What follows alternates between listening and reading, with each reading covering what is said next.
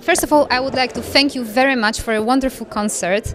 And well, even in spite of all the troubles that were there, you were really amazing. And we are very happy that we had a chance to meet your father as well. So thank you very much. And I would like to thank you for organizing this whole program, because it's been really an amazing journey for us. We've managed to learn a lot about the griot tradition, thanks to you. So I would like to ask you, from art and philosophy perspective, what do you think that Africa in general, what is the main value of African art compared to other parts of the world? What does Africa have to offer to people from other parts of the world? What is the most universal in African tradition? If you could comment a little bit on that topic, how you see that, of course.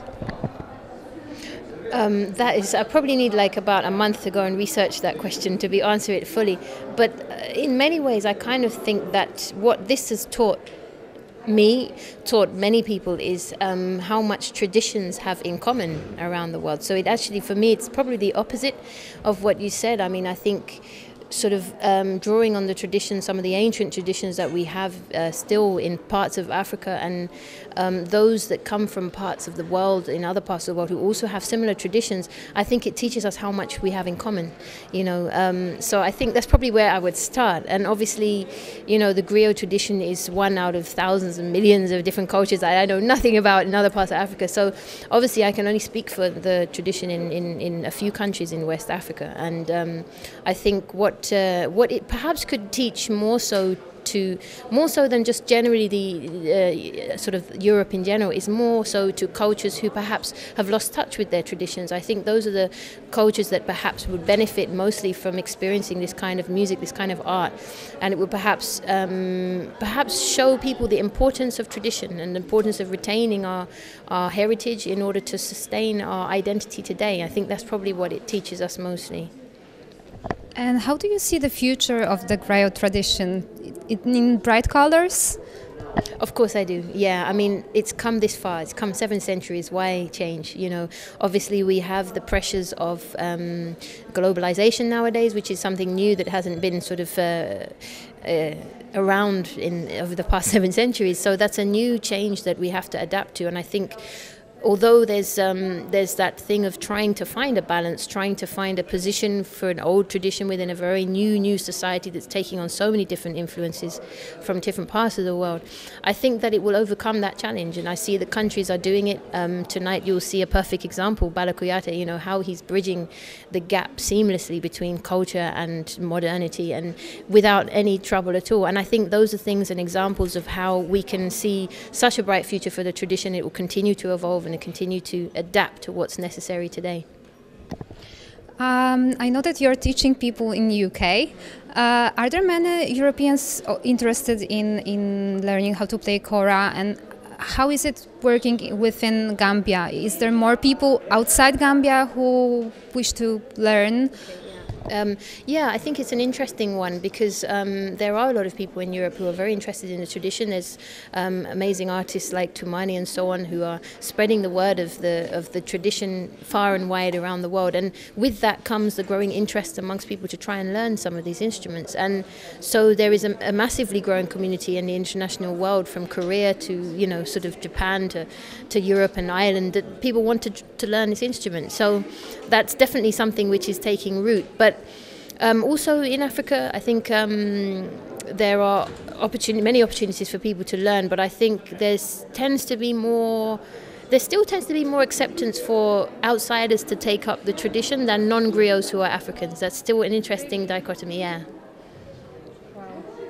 But do you think that someone from outside this tradition, outside those families, can really grasp the very essence of art? Because learning how to play an instrument is one thing, but understanding the art is another thing. Yeah, it's a very interesting point you say that, and it's very true. But I think that there are examples where it happens. I mean, just like people who are born into the griot families, there's people who live with griot families for their whole life since they're a child. And so they hear exactly the same things as their brothers and sisters. And ironically, they might be the ones that take up the tradition, whereas the one that's a blood inheritor may not. And in my family, it's happened as well. There's people that have taken it up who are not part of the family, but others who haven't, who are in the line. So it is possible if they are rooted in the culture, if they grow up around the music, around the traditions. Of course, they internalize it and are able to do it very successfully. I would say that that's probably more the case for people coming from the outside. Learning the instrument is something that often people can get to grips with, but the thing that finds itself the most problematic is learning the language of the culture, the language of the instrument, the language of the music expression. Those are things that can't be taught. They have to just be internalized over a long period of time. And the last question, what is art for you? What does it mean for you, the music? What does music mean? Probably in one word is everything. I can't think of anything I can put outside of that. Everything I do. I mean, someone asked me what would happen if you had no music. I would just say, well, it's like what would happen if I couldn't breathe. It's kind of a futile question. I couldn't imagine it. I can't put my mind there. I've been lucky enough to be around music since I was born, before I was born. So, it's something which I've never lived without. So definitely something I can't imagine living without, and I don't want to either. Thank you very much. Are you planning to come to Wrocław again? Ask the director. Yes. Thank you so much. Thank you. Thank you. All right. Thank you very much. I'll see you soon.